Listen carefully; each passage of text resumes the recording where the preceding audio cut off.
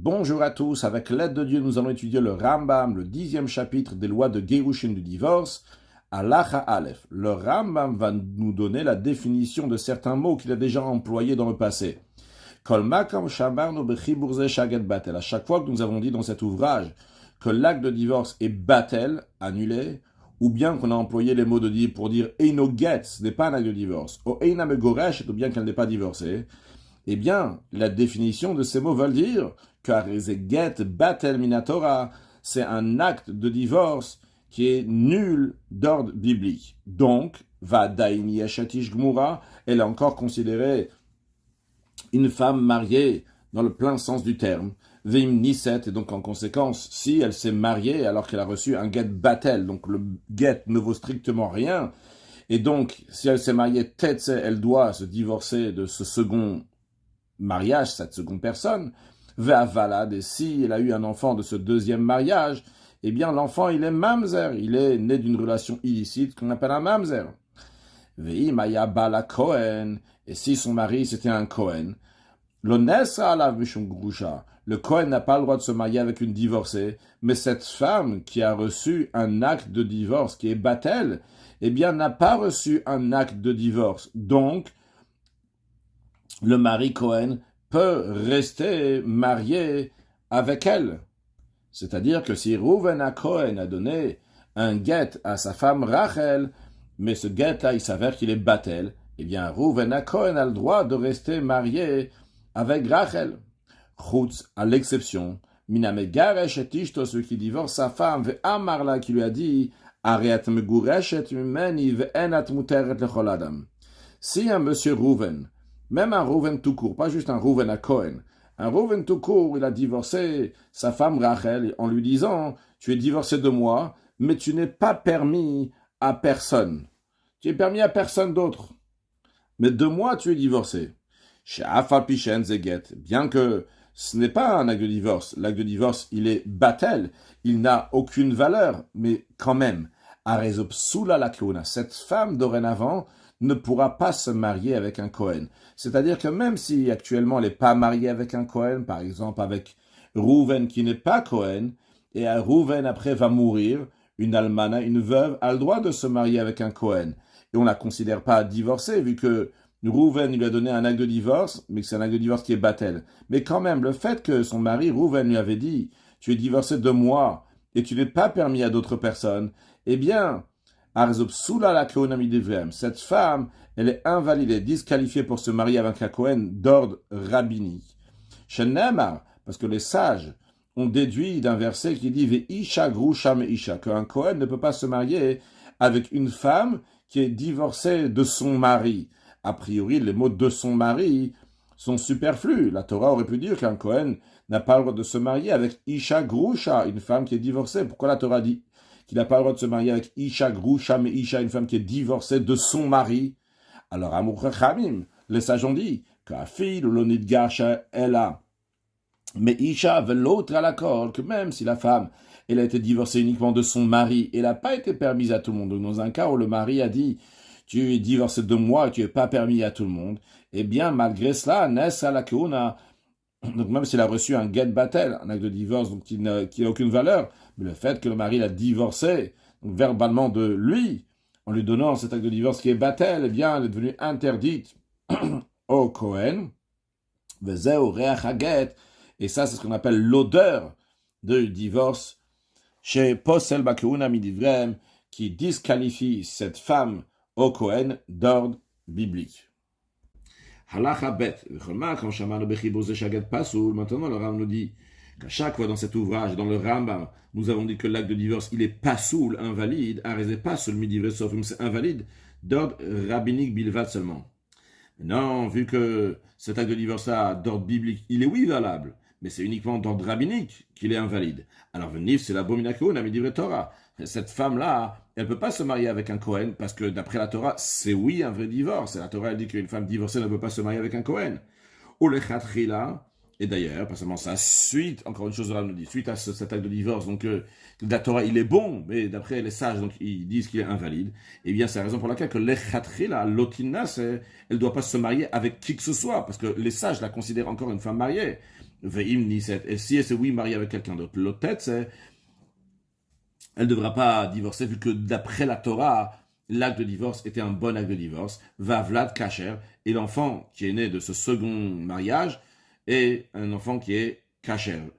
Mais Vekodim la get Acher Kacher, Venotim la. Maintenant, le premier mari va lui écrire encore un autre acte de divorce et donner à la femme. Vitachat Bala, alors qu'elle est encore sous le second mari. C'est-à-dire qu'elle n'a pas besoin de divorcer du deuxième mari. Elle peut rester avec le deuxième mari, vu que d'après l'ordre biblique, le guet était un bon guet, mais quand même, on va demander au premier mari de lui redonner un acte de divorce qui est kasher, même d'ordre rabbinique. Maintenant, ve'im yef shalirtov acher.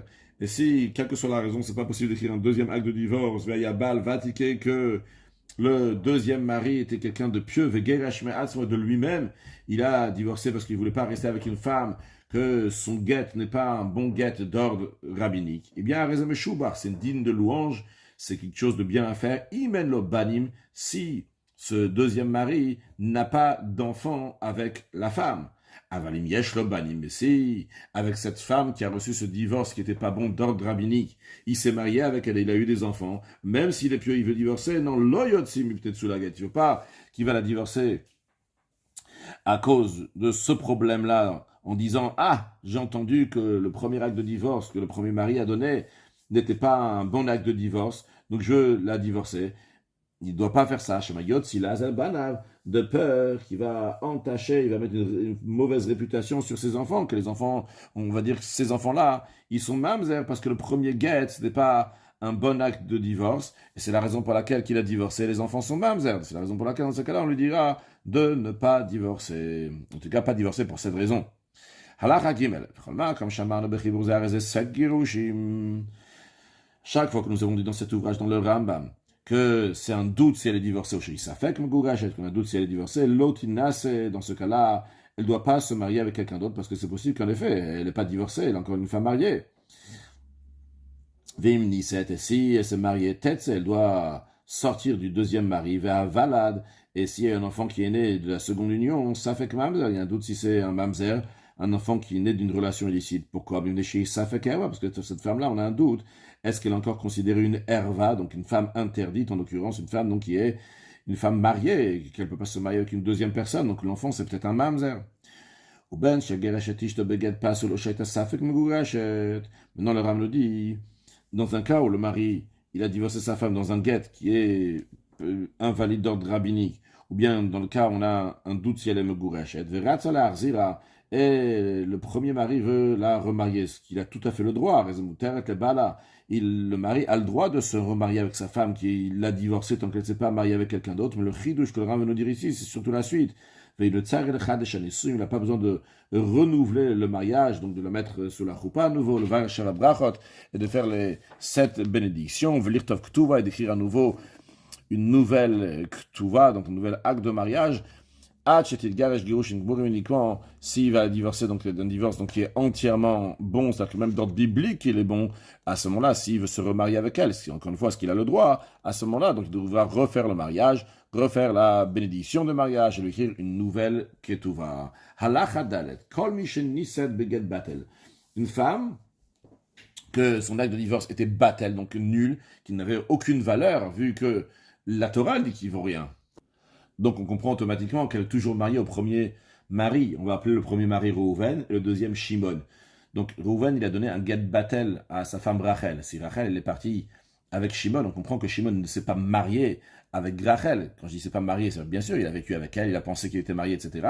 Mais il n'y avait pas de mariage, parce qu'on ne peut pas se marier avec une femme qui est mariée. Malgré cela, on nous dit d'ordre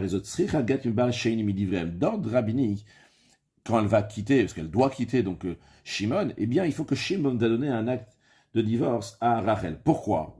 A priori elle n'est pas mariée. La raison elle est par rapport à ce que les gens vont voir, que chez le Yom, ou pas que les gens vont dire, Eshetish Yotzabloget, il y a une femme mariée qui a quitté son mari alors qu'elle n'a pas reçu d'acte de divorce, donc on n'a pas besoin d'un acte de divorce pour se divorcer. La preuve, c'est que Shimon était avec Rachel et il a renvoyé Rachel et il n'a pas donné un acte de divorce.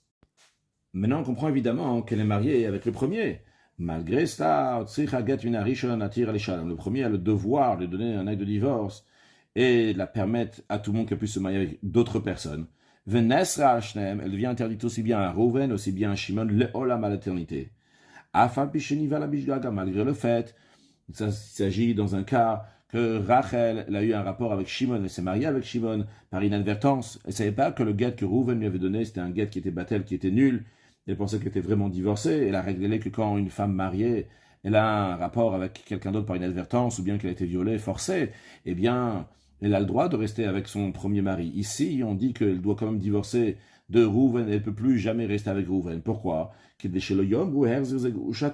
pour pas que les gens vont dire que Reuven, il s'est remarié avec sa divorcée alors qu'elle s'est déjà mariée avec Shimon, car la règle est qu'en effet, Reuven qui a divorcé Rachel, il peut se remarier avec Rachel, mais ça c'est uniquement en tant que Rachel ne s'est pas mariée avec Shimon. Si Rachel s'est mariée avec Shimon, Reuven ne peut plus la remarier. Alors c'est vrai qu'ici, Rachel n'a jamais été divorcée de Reuven, donc Shimon ne l'a jamais vraiment mariée. Malgré ça, les gens, ils vont dire, tiens, ici Rachel a été divorcée de Reuven, elle s'est mariée avec Shimon, et après Reuven la remarie. Si après ça, Reuven ou Shimon ont transgressé, donc ont décidé malgré ça de se remarier avec elle, et ben ils doivent la divorcer. Halachae, vechen adin. Il en est de même aussi, be'isha shebaula edim, shemet baala. Une femme, Rachel, qu'il y a deux témoins, Lévi et Yuda, qui sont venus et qui ont témoigné que son mari, Reuven, il est mort. Veniset, et basé sur le témoignage de Lévi et Yuda, elle s'est mariée avec quelqu'un d'autre, avec Shimon. Et après, il y a son mari Reuven qui réapparaît, celui qu'on pensait qu'il était mort. Ben Shayabala Pikea, que ce soit que son mari était quelqu'un qui était voué de toutes ses facultés, donc c'est Kiddushin, c'est des Kiddushin donc d'ordre biblique, Ben Shaya Cheresh, ou bien que il était sourd-muet, donc ces Kiddushin ne sont pas d'ordre biblique, sont uniquement d'ordre rabbinique. Ben Sheni c'était Pikea, Ben Sheni c'était Cheresh, que ce soit que son deuxième mariage, elle s'est mariée Rachel avec Shimon, donc il avait toutes ses facultés intellectuelles, ou bien qu'il était sourd-muet. Donc, bien, dans les deux cas, elle doit divorcer donc des deux, aussi bien du premier mari et du deuxième mari. Elle doit avoir un acte de divorce des deux. Et elle est interdite à l'éternité sur les deux.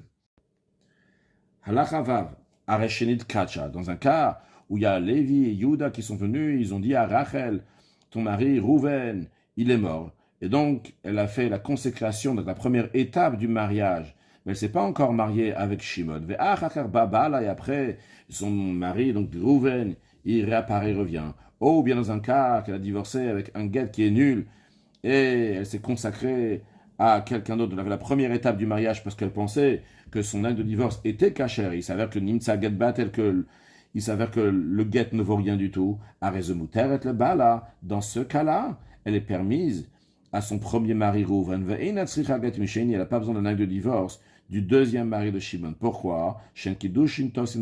Parce que les consécrations ne peuvent pas prendre effet dans des femmes qui sont interdites. Aïe, a priori, dans la Dalet aussi, on aurait pu dire la même chose, que les kiddushin ne prennent pas effet dans les femmes interdites. Et pas juste qu'on peut dire la même chose, mais c'est la vérité. Seulement on a dit quoi là-bas? On a dit que avant on a dit que les gens vont dire, tiens, et cette femme mariée, elle sort de Shimon, son acte de divorce. Pourquoi ici on ne craint pas la même chose? La raison elle est ici parce qu'ici elle ne s'est pas mariée. C'est pour ça que on ne craint pas à ça. Pourquoi? Elle ne s'est pas mariée. Alors quoi? Il y a eu des kiddushin quand même. Mais quand même, les kiddushin yom où les gens vont dire, Tnaya yaba kiddushin, ils vont dire que lorsque Shimon il a donné les kiddushin à Rachel, il y avait une condition. Velonit kayem. Et la condition ne s'est pas appliquée. Vu que la condition ne s'est pas appliquée, c'est la raison pour laquelle que Shimon il a dit, donc les kiddushin ne valent rien du tout. Donc c'est la raison pour laquelle que Shimon n'a pas besoin de donner un acte de divorce, contrairement à l'Achat Dalet. Ici, il n'a pas besoin de donner un acte de divorce. Et Reuven, le premier mari, peut rester avec Rachel, vu qu'il n'y a personne qui a donné un acte de divorce à Rachel pour qu'on va dire que les gens vont penser que Reuven il a divorcé Rachel, après il s'est remarié avec elle. Halacha Zayin, Aisha Sheniset, une femme qui a reçu un acte de divorce de son mari et s'est mariée avec quelqu'un d'autre. Et après, il s'avère que le gars était nul. Ou bien que elle avait entendu des témoins que son mari il est mort, donc Rouven était mort, elle s'est mariée, et après, son mari Rouven il est revenu, et comme on a dit avant, qu'elle doit quitter les deux. Alors nous allons voir plusieurs halachot ici, ces halachot vont nous concerner aussi pour halachachet, dans la suite, le Ram nous dira c'est les mêmes halachot, donc dans halachachet pour le cas qu'on est en train de voir ici. C'est quoi donc la halachot de cette femme-là? Que ena bala rishon vashini zakain lobim tsiata, ni le premier, ni le deuxième mari, ni Rouven ni Shimon n'ont le droit d'acquérir les objets qu'elle trouve, bien qu'en général, les objets qu'une femme elle trouve, ça appartient au mari. Le maseyadea, de même, le travail des mains appartient au mari. Ici, donc, les maris ne pourront pas prendre le travail de ses mains. Le be'afanen ils n'ont pas non plus le pouvoir d'annuler les vœux de la femme, contrairement au mari, qu'en général, il a le pouvoir d'annuler donc certains vœux de la femme. Tous les fruits des biens de la femme, que ces deux-là, les Shimon ont mangé, donc appartenant à la femme, après qu'elle s'est mariée avec Shimon, en motzi même, on ne va pas le faire sortir, on ne va pas leur dire de rembourser.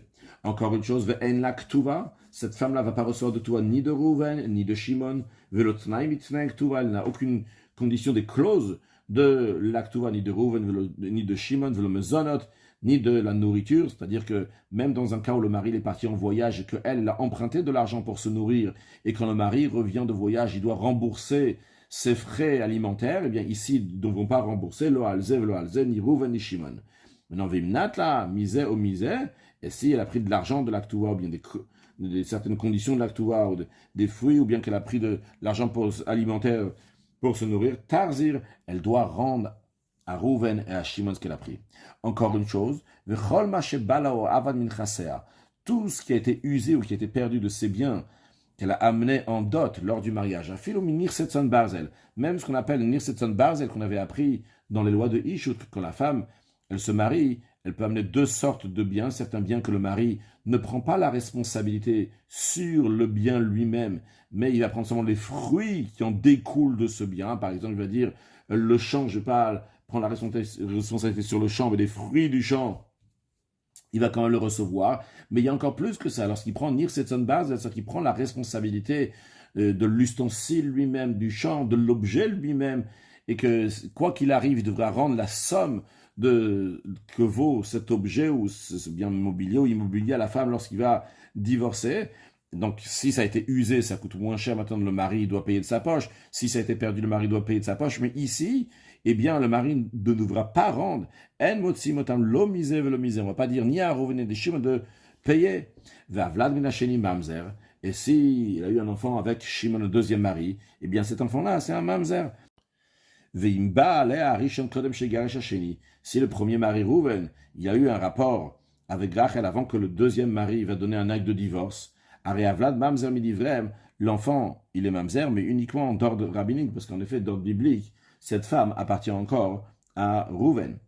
Gersha Sheni, si le deuxième mari l'a divorcé, mais il a divorcé pas parce qu'on savait que le premier mari est encore vivant, ou bien qu'on a découvert que le premier guet, il est annulé juste comme ça, donc il a divorcé. Donc à la suite du divorce de Shimon, eh bien, elle a pris l'argent de l'Aktuva, et après, Rouven, il réapparaît au Nimtzagel Battle, bien que c'est-à-dire que l'acte de divorce que Rouven lui avait donné n'était pas un guet. Dans ces cas-là, En Motsimiyad Amashenat, là, on ne va pas reprendre à la femme ce qu'elle a pris, l'omina mezonot, ni de l'alimentation, qu'elle s'est nourrie de lui, l'omina ktuva, ni de l'actuva, parce qu'au moment où elle a pris, on ne savait pas que elle est encore le mari, elle est encore la femme de Rouven. Donc, quand elle a pris de Shimon, tout ce qu'elle a pris comme d'après la loi. Halachachet. Maintenant, ce qu'on vient de voir dans la Chazaïn, le Ram nous dit, Vechen adin le lendemain, be'achiv shekir de Shisha. Imaginons qu'il y a deux frères. Il y a Rouven et Shimon. Et Rouven, il était Mekadesh, il a donné la première étape du mariage, ça s'appelle Kiddush, donc consécration, à Rachel. Et Rouven, il est parti ailleurs. Et donc sa femme, elle est restée ici dans la ville, donc Rachel, et Rouven, il est parti ailleurs. Et Shimon, il a entendu que son frère Rouven, il est mort sans avoir d'enfant. Donc qu'est-ce qu'il a fait? Il a fait le yiboum, il s'est marié avec la femme de Rouven avec Rachel, comme la Torah elle dit que si Rouven, il est mort sans avoir d'enfant, eh bien, le frère Shimon, il doit se marier avec Rachel. Puis, et après, il y a Rouven qui réapparaît. Eh bien, tête c'est misé ou misé. Dans ce cas-là, elle doit quitter aussi bien le mari initial de Rouven, aussi bien le frère de Rouven, donc Shimon, ou Tzrichaget misé ou misé. Il doit aussi avoir un acte de divorce de deux, et toutes les lois qu'on a prises dans la Chaza, ils s'appliquent aussi sur elle. Encore un cas de même, Im Kidesh Isha, si Rouven a consacré une femme, il ne s'est pas marié avec elle. Ve'alcha, sa femme qui est partie, Rachel est partie l'Imdina Acheret, à une autre ville, à un autre pays, ailleurs. Ve'shama Shameta. Rouven a entendu que Rachel, sa fiancée, elle est morte. Donc, Venasa Achota, celui ce qu'il a fait, lui, c'est qu'il s'est marié avec la sœur de Rachel, on va l'appeler Léa. Après, il s'avère que Rachel n'est pas morte. Donc là, il a transgressé, il s'est marié avec la sœur de Rachel, du vivant de Rachel. Si Rachel vraiment elle est morte, alors on a le droit de se marier avec la sœur de la femme si la femme est morte. Mais si la femme n'est pas morte, Rachel est encore en vie, on n'a pas le droit de se marier avec la sœur de Rachel, avec Léa. Dans ce cas-là, les deux, Rachel et Léa doivent avoir un acte de divorce de Rouven, tous les lois qu'on a dit dans la Chazaïn s'appliquent. Halachatet. Si sa femme mariée est partie dans un autre pays, dans une autre ville, et Rouven a entendu que sa femme Rachel, avec qui il était marié, elle est morte. Donc il s'est marié avec la sœur de Rachel, avec Léa. Puis il s'avère après que non, Rachel est en vie. Eh bien, Léa n'a pas besoin d'avoir un acte de divorce, parce que les Kiddushim ne prennent pas effet dans des femmes qui sont interdites. Et donc, elle, c'est une Herva, Léa, c'est une femme interdite à Rouven. Et il se trouve donc que les Kiddushim qu'il a fait avec Léa n'ont pris aucun effet. Donc, il n'a pas besoin de get Léa de Rouven. Et sa femme, Rachel, sa femme initiale, est permise à Rouven. De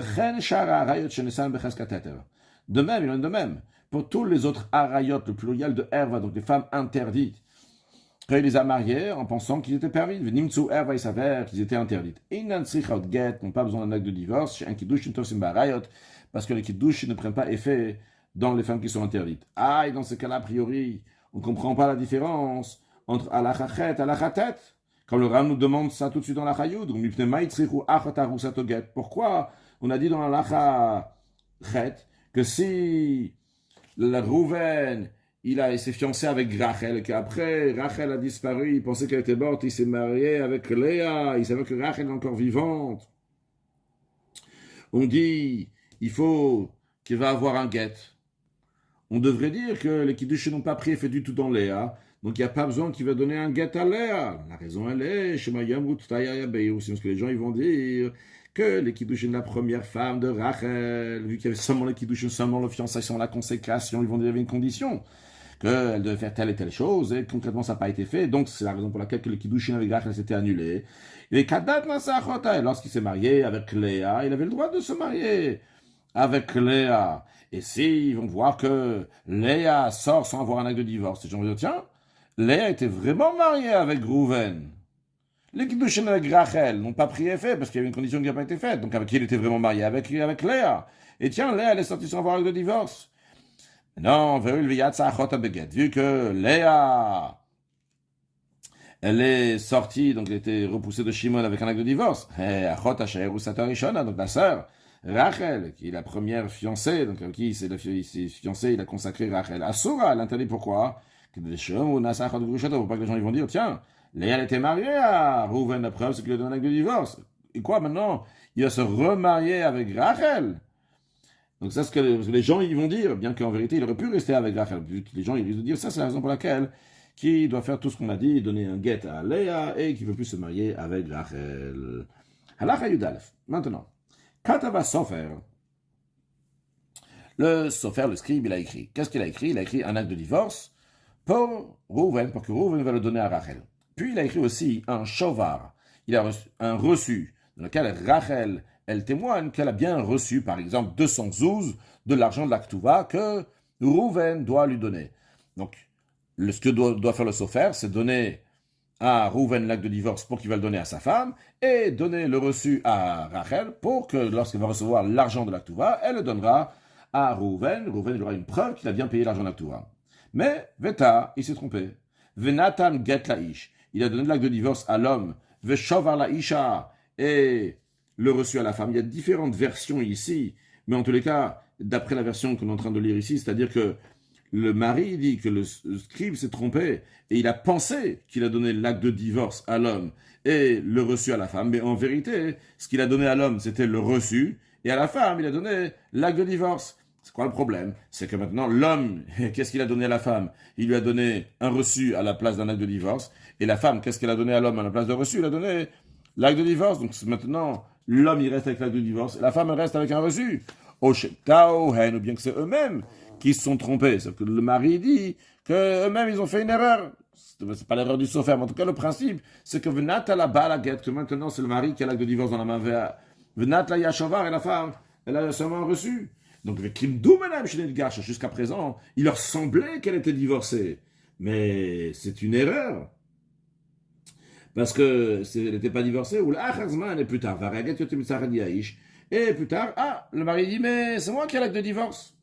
Alors, si elle ne s'est pas encore mariée, à raison de Megouresh, on dit là qu'elle n'est pas Megouresh, elle n'était pas divorcée, elle est encore le mari de Rouven. On voit qu'elle n'est pas divorcée, vu que c'est le mari qui a l'acte de divorce. Donc le mari maintenant va lui donner l'acte de divorce. Elle sera considérée divorcée à partir du moment où elle a donné l'acte de divorce. Non, si elle s'est déjà mariée, et après seulement le mari il a sorti l'acte de divorce, il a dit il dit non, mais elle n'est pas encore divorcée, la preuve c'est que j'ai l'acte de divorce, elle est déjà mariée. La preuve qu'elle ne s'est pas divorcée, c'est que c'est moi qui ai l'acte de divorce, c'est pas arrivé chez elle. On n'écoute pas le mari pour l'interdire sa femme au deuxième mari, et la raison. On présume, on tient qu'elle est divorcée. Alors comment ça se fait que le mari il a l'acte de divorce? Parce que l'acte de divorce est tombé de la main du mari. Et donc la femme a perdu le guet, et le premier mari donc a retrouvé le guet. Il vient juste faire des histoires pour l'interdire sur le deuxième mari. Halacha Yudbet. Amotzi et Ishto Mishum Shemra. Celui qui divorce sa femme en raison d'une mauvaise réputation, la rumeur court qu'elle a commis un adultère, ou bien parce qu'elle fait des vœux à chaque fois qu'elle se met en colère, on lui dit, Odia, informe ta femme, c'est à cause de ça que tu la divorces, que pour la punir, pour la faire souffrir, pour lui faire honte, pour que les filles juives vont faire attention de ne pas avoir une mauvaise réputation qu'ils ont commis l'adultère, donc ne pas commettre l'adultère, et ne pas faire des vœux comme ça à des moments de colère. Et on rajoute au mari, on lui dit comme ça, Veda, sache, tu ne pourras jamais la faire revenir, tu ne pourras jamais te remarier avec elle. Alors le Ram demande, pourquoi celui qui divorce cette femme-là, il ne pourra jamais se marier avec elle? La raison, elle est, parce que c'était décrété de peur que lorsqu'elle va se marier avec quelqu'un d'autre, elle va se marier avec Shimon par exemple, maintenant elle va se repentir, elle va se comporter de manière pudique, pas d'adultère, rien du tout, quand elle est avec Shimon. Et Yombar Arishon, le premier mari va dire, Iloua Itiyodea Shekan aussi, je savais qu'elle allait bien se comporter, elle allait devenir pudique, bien se comporter, plus faire des vœux comme ça. Lo été mégarcha, je n'aurais pas divorcé. Venim, ça il se trouve, qui mégaresh altnaï vlonitkayem, comme si qu'il avait divorcé à condition qu'il y a telle et telle chose et que la condition ne s'est pas accomplie, comme si que sa condition était parce que tant que tu fais des vœux comme ça, tant que tu as une mauvaise réputation, tu es divorcé, sinon tu es plus divorcé. Et si vraiment ça serait comme ça, c'est pas le cas, il n'y avait pas de condition, mais s'il y avait une condition, chez Nim Tzagat Batel ma frère, l'acte de divorce serait considéré nul rétroactivement. Les filles, c'est la raison pour laquelle, pour pas que ça ressemble à un mari qui aurait fait une telle condition, on lui dit Gmorbel Libra, sois fermement résolu en ton cœur. Chez les gars, elle a divorcé, chez Enzo Choseret Echalal, donc cette femme-là va jamais te revenir, tu ne vas jamais redevenir ta femme. Maintenant, Vim Avaver, si il a transgressé, il s'est oui remarié avec elle, Loyotzi, il n'a pas le devoir de la divorcer. Halacha Yud Gimel. Vechen de même. Hamotzi et Tishto Mishum Ailonid. Celui qui divorce sa femme parce qu'elle était Ailonid, donc c'est une femme qui est déjà adulte, qui n'a pas présenté des signes de la puberté et présente certains traits masculins, comme on a déjà appris dans les lois de Ishut. Donc c'est une femme en deux mots qui ne peut pas avoir d'enfant. Au Mishum Shero Adam Bechol Tashmish, bien que cette femme-là, à chaque fois qu'ils ont des relations conjugales, elle a du sang, donc si 3 fois ça s'est répété, eh bien, il doit la divorcer. eh bien, le Yarzir le Olam, lui aussi, donc il ne pourra jamais se remarier avec elle. Pourquoi? Shematina, c'est parce que peut-être la Ilonite va se marier avec quelqu'un d'autre et elle va avoir un enfant. Ou bien, Vetitra Peanida, cette femme-là qui a systématiquement du sang au moment des rapports, elle va devenir, et elle va guérir. Veyomar, le premier mari, va dire, si je savais que cette Aïlonite, cette femme-là, allait avoir un enfant, ou bien qu'elle allait guérir, elle aurait été mégage, je ne devrais pas divorcer. Venim Tzaget Batel. Il se trouve que l'acte de divorce, il est annulé rétroactivement. On va bannir même que les enfants de la deuxième union sont des enfants qui sont d'une relation illicite. C'est la raison pour laquelle on lui dit, écoute, il y a une condition que tu ne pourras jamais la remarier. Si quand même il a transgressé, il s'est remarié avant qu'elle s'est évidemment mariée avec quelqu'un d'autre, lo yotzi, il ne doit pas la divorcer. Halacha Yudalet. Shaliach Shevigel Bechutz Laaretz.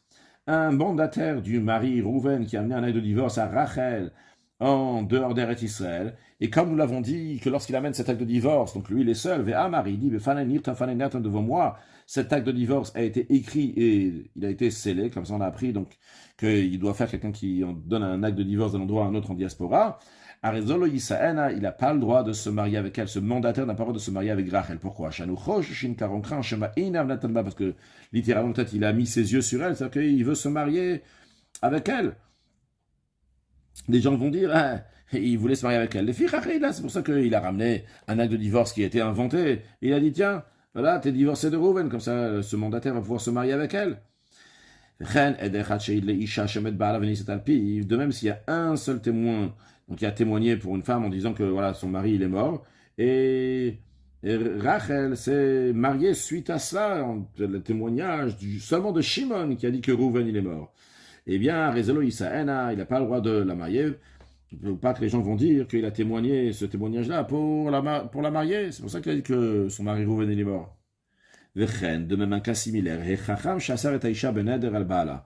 Une femme qui a fait un vœu, par exemple, elle a dit qu'elle ne va pas profiter de son mari, donc elle n'a pas le droit d'être avec son mari. Ils sont venus chez un sage pour qu'il va enlever le vœu. Si c'est quelqu'un qui est mumche, qui est bien compétent, il peut enlever le vœu même. Donc s'il est seul, il est un seul. Et lui, il dit que je trouve aucune solution donc, pour enlever ce vœu-là. Donc le mari n'avait pas le choix, il a divorcé.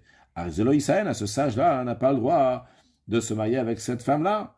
Parce que les gens ils vont dire que la raison pour laquelle elle n'a pas trouvé de moyen pour enlever le vœu, c'est pour se marier avec elle. De même, celui qui est soupçonné d'avoir des rapports avec une servante cananéenne, et après, elle a été affranchie. Donc maintenant, elle peut se marier avec un juif.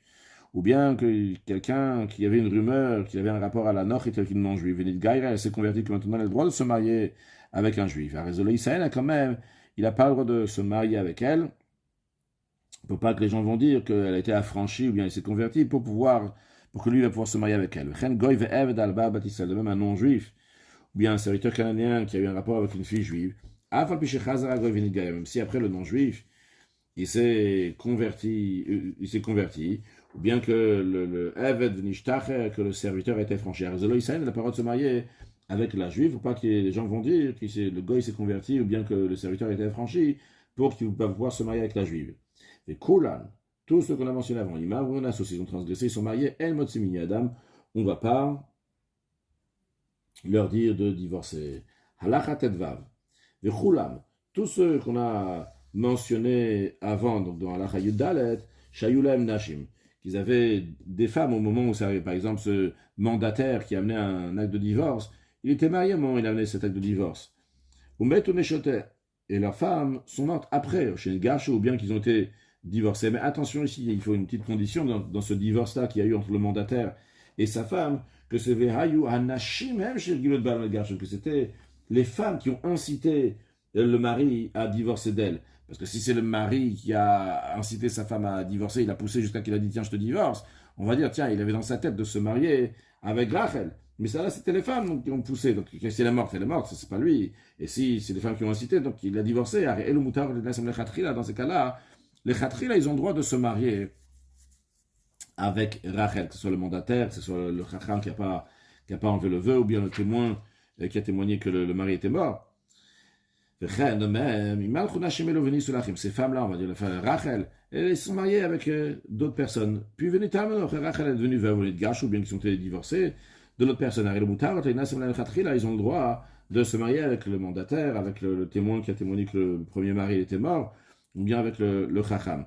Parce que vu du moment où ils sont mariés avec d'autres personnes, on ne va pas soupçonner qu'ils ont fait ça pour marier la femme. Halachat et zayin, v'cholachat mehem. Chacune des femmes qu'on a mentionnées avant, qu'ils n'ont pas le droit de se marier, donc pour une rumeur que les gens vont dire, telle et telle raison, c'est la raison pour laquelle ils les ont dit, et qu'ils ont fait ce qu'ils ont fait, le chacham, etc. Eh bien, Mouter et c'est le Ben Aed Sheidla. Il a le droit de se marier au fils du témoin qui a témoigné, ou le Ben Chacham Chassar al-Bal, ou bien le fils du sage qui a interdit Rachel à son mari, ou le Ben Anitanalea, ou bien au fils de celui qu'on soupçonne. Par exemple, si on soupçonne quelqu'un d'avoir un rapport avec telle servante ou telle Goya, si après elle s'est convertie, eh bien l'enfant de cette personne-là peut se marier avec cette Goya qui s'est convertie, cette servante qui s'est affranchie, ou le Shakoven, ou bien aux autres proches de famille du Chacham ou du témoin.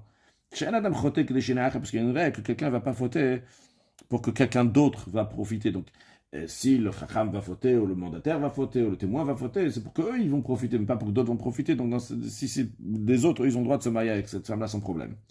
Maintenant, le Ram nous dit que lorsque Rouven il a divorcé Rachel, il y avait deux témoins, Lévi et Yehuda, sur l'acte de divorce.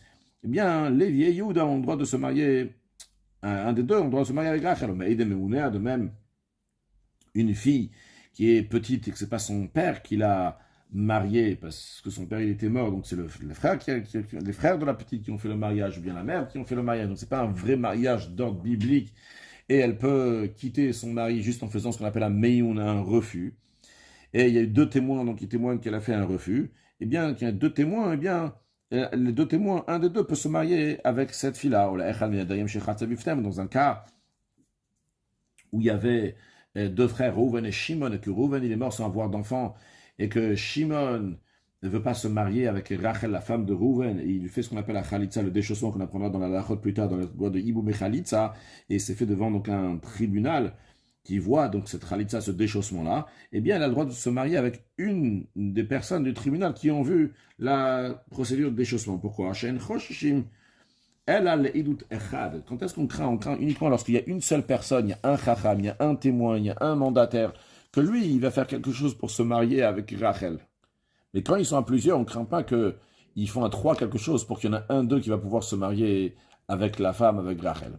Après, le Ram nous rajoute quelque chose en nous disant le Olamit Rachek Adam Be'idut Meun, que toujours un homme doit s'éloigner d'un témoignage de Meun, ce qu'on vient de dire avant. Donc, lorsque la fille qui est petite, elle dit je ne veux pas rester avec cet homme-là, donc ce qu'on appelle le Meun, donc il faut éviter d'être un témoin dans cela, parce que peut-être quand elle va être grande, elle va dire ah, c'est dommage, j'aurais bien aimé rester avec cet homme-là. Mais la Khalitza, et qui s'efforce d'être plutôt un témoin, un juge, lorsqu'il y a la Khalitza, le déchaussement, parce que la Khalitza, c'est une mitzvah. Dans le cas, on ne fait pas le yibou, on ne fait pas donc le mariage avec Rachel, la femme du défunt de Rouven. Si Shimon ne va pas se marier avec elle, il va faire la Khalitza, eh bien, c'est aussi une mitzvah. D'ailleurs, on apprendra que des fois même, il vaut mieux faire une Khalitza. Par exemple, si Rachel était très très jeune et que Shimon est très âgé, les Dayan, ils vont même proposer de faire la Khalitza. En tous les cas, c'est une mitzvah donc, qui participe à faire partie donc, du juge pour la Khalitza. Halacha Yudzayin, Hamegarash et Ishto, quelqu'un qui divorce sa femme, et il a eu des rapports avec elle devant des témoins avant qu'elle va se marier avec quelqu'un d'autre.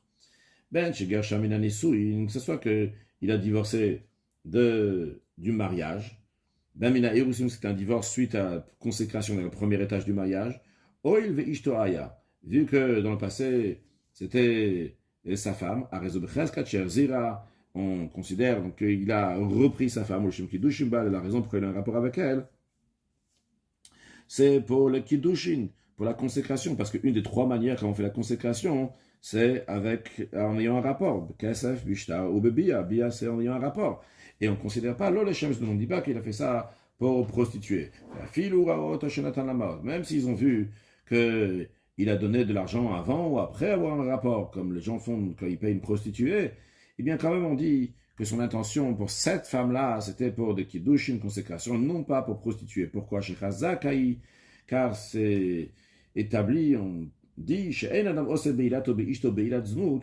homme ne va pas avoir un rapport avec celle qui était sa femme, il ne va pas faire que son rapport sera considéré donc un rapport de prostituée, la rébilla de la sorte à Bélat Mitzvah, alors qu'il peut faire que son rapport soit un rapport qui est permis. Les filles, c'est la raison pour laquelle. Donc elle est présumée être consacrée à cet homme-là, qui douche Vadaï avec évidence, elle a besoin d'un deuxième acte de divorce si il veut la répudier. Halacha Yutret, si c'est isolé avec sa femme divorcée devant des témoins, alors là, il faut voir de quel il s'est divorcé de quoi. Si était divorcé du mariage, on craint que peut-être il a eu un rapport avec lui.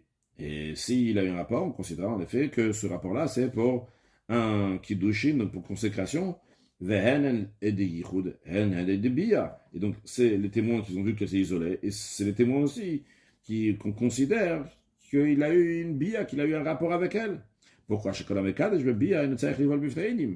que tout celui qui fait les consécrations en ayant un rapport, il n'a pas besoin de faire ça devant, il n'a pas le droit même de faire ça devant les témoins, d'avoir des rapports devant les témoins. Seulement quoi? Là, juste, il s'isole devant les témoins. Les témoins, ce qu'ils voient, c'est uniquement qu'ils sont isolés, ils volent.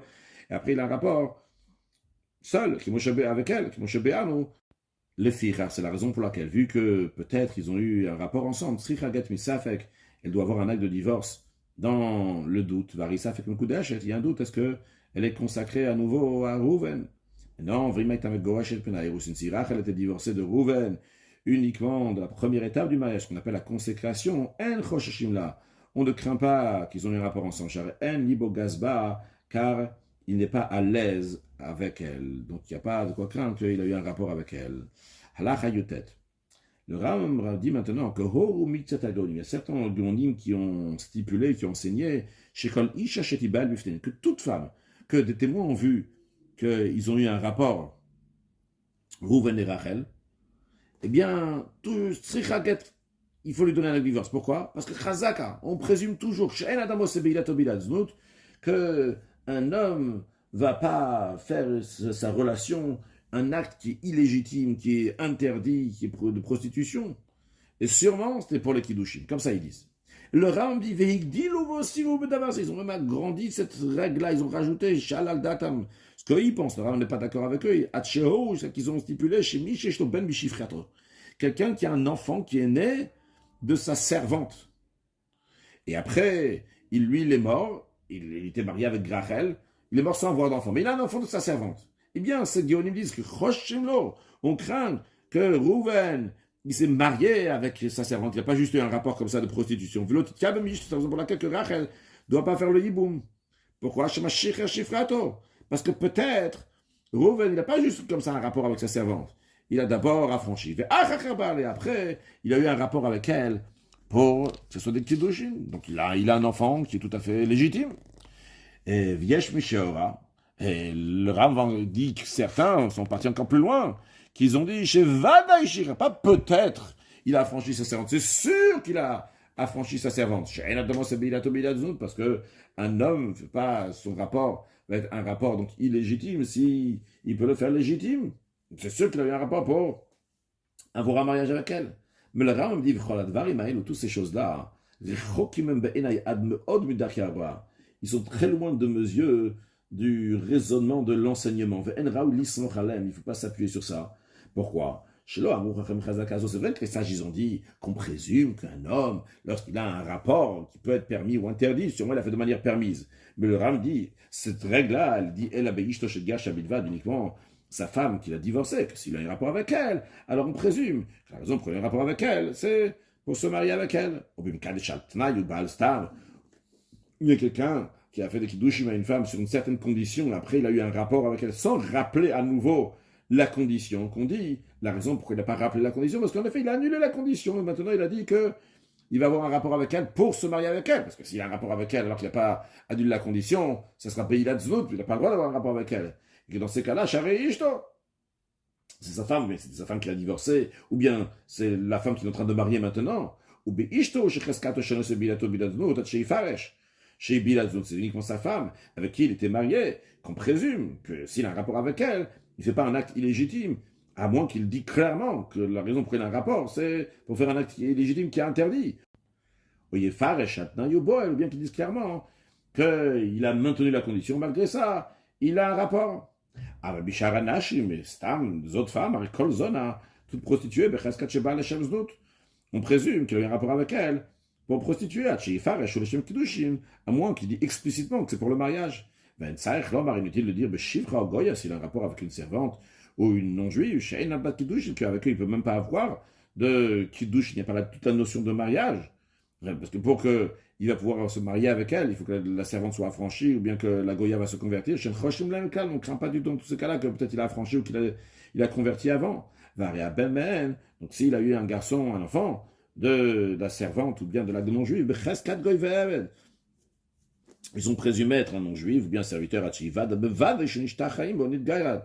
tant qu'on ne sait pas avec évidence que la mère a été affranchie ou bien convertie. Une femme qui est présumée être mariée, ben mina nisuim, ben mina erusin, que ce soit dans du mariage ou du fiançailles, veyat sachma bayir megurachet. Donc nous, on sait toujours qu'elle est mariée, c'est tout ce qu'on sait. Et tiens, il y a une rumeur qu'elle est divorcée. Afilo rov, même si la majorité de la ville, Kulan, bien tout le monde m'a vu une coche, une gâche, font passer cette rumeur-là qu'elle a été divorcée. En choshishim, là, on craint pas qu'elle est divorcée. Varezo becheskat, elle reste dans la chazaka, on présume toujours qu'elle est mariée. Mais non, la rumeur, elle a dit qu'elle était mekoudesh, elle n'était pas mourzaket.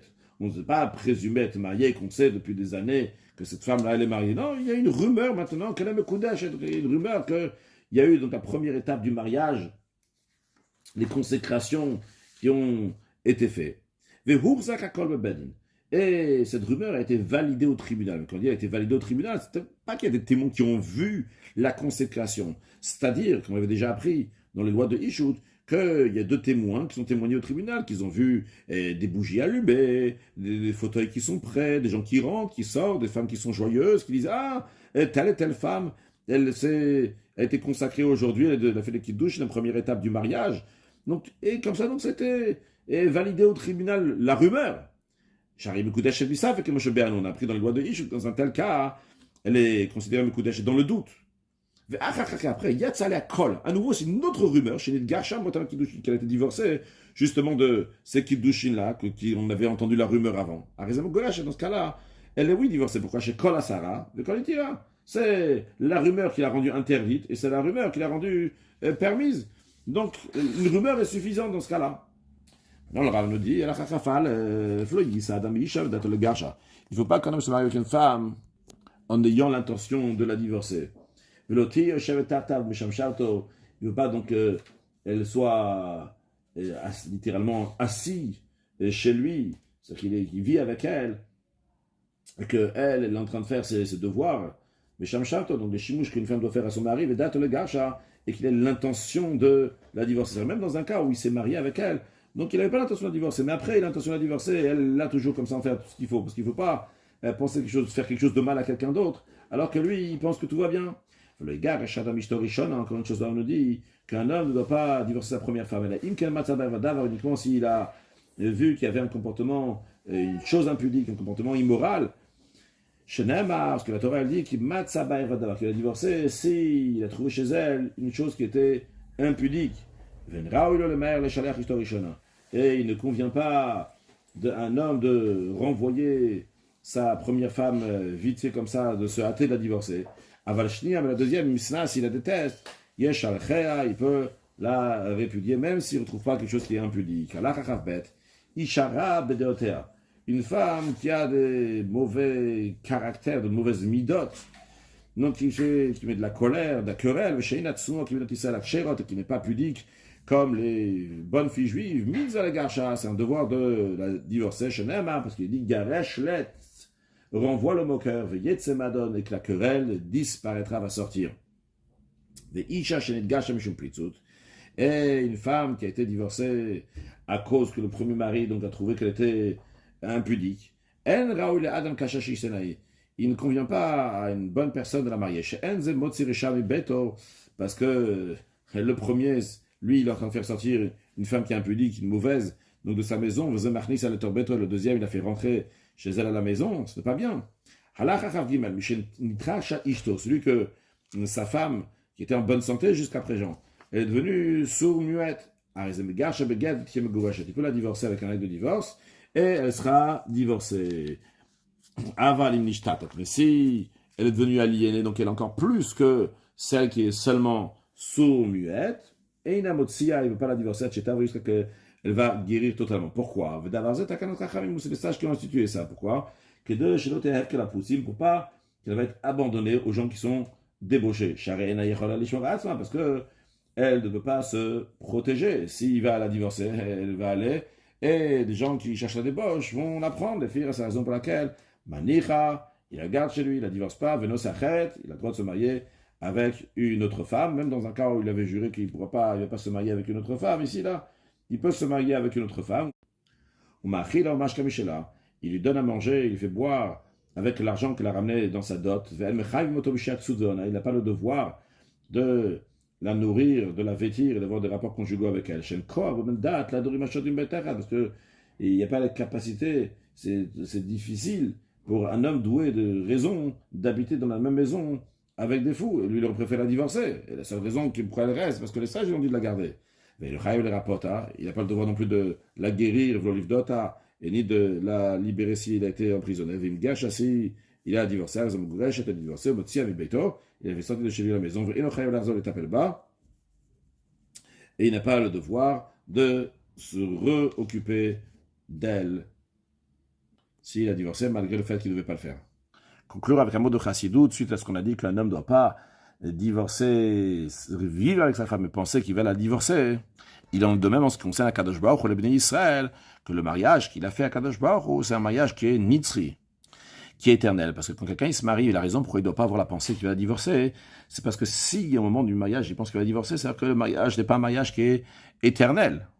A priori, Akadosh Baruch Hu, il a amené les Juifs en galoute, en exil, et ça ressemble à Girushin, un divorce. Ça, c'est uniquement par rapport à nous, mais pas Mitzvah Akadosh Baruch Hu, qui est toujours attaché avec nous, qui va nous amener très prochainement la venue de Mashiach. Now, une excellente journée.